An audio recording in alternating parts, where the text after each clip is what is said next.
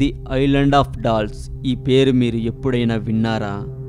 మీరు వినకపోతే నేను చెప్పే ఈ వింత మీరు వినాల్సింది. ఈ వీడియో చూశాక యూట్యూబ్లో తెలుగు మోజో ఛానల్ని సబ్స్క్రైబ్ చేయడం మాత్రం మర్చిపోకండి. మెక్సికోలోని ఒక దీవిలో డాన్ జూలియన్ సంటనా అనే ఒక వ్యక్తి ఉండేవాడు. అతను చూస్తుండగానే ఓ 12 ఏళ్ల బాలిక నీళ్ళలో మునిగి చనిపోయింది. తర్వాత రోజు ఆ అమ్మాయి చనిపోయిన చోట ఒక చిన్న పిల్లలాంటి బొమ్మ తేలుతూ కనిపించిందట.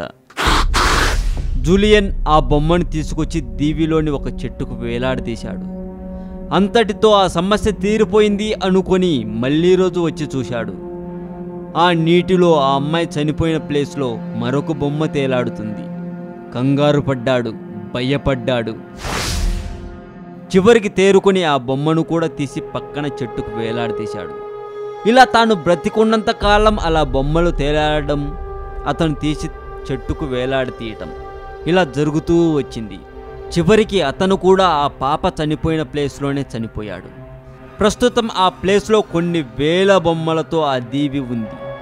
ప్రస్తుతం పర్యాటకులు ఆ ప్రదేశంలో సందర్శిస్తున్నారు. అందుకే ఈ ప్రదేశానికి బొమ్మల దీవి అని పేరు వచ్చింది. చుట్టుపక్కల ఉండేవాళ్ళు చెప్పేదాని ప్రకారం అక్కడ బొమ్మలలో ఆ పాప ఆత్మ ఉందని. అప్పుడప్పుడు ఆ బొమ్మలు కదులుతాయట, కళ్ళు తెరిచి చూస్తాయట. అయితే ఇలాంటివి మీరు నమ్ముతారా? మీకు ఏదైనా ఇలాంటి న్యూస్ తెలిసి ఉంటే మాకు కామెంట్ రూపంలో చెప్పచ్చు. ఈ వీడియో మీకు నచ్చినట్లయితే లైక్ చేయండి, షేర్ చేయండి.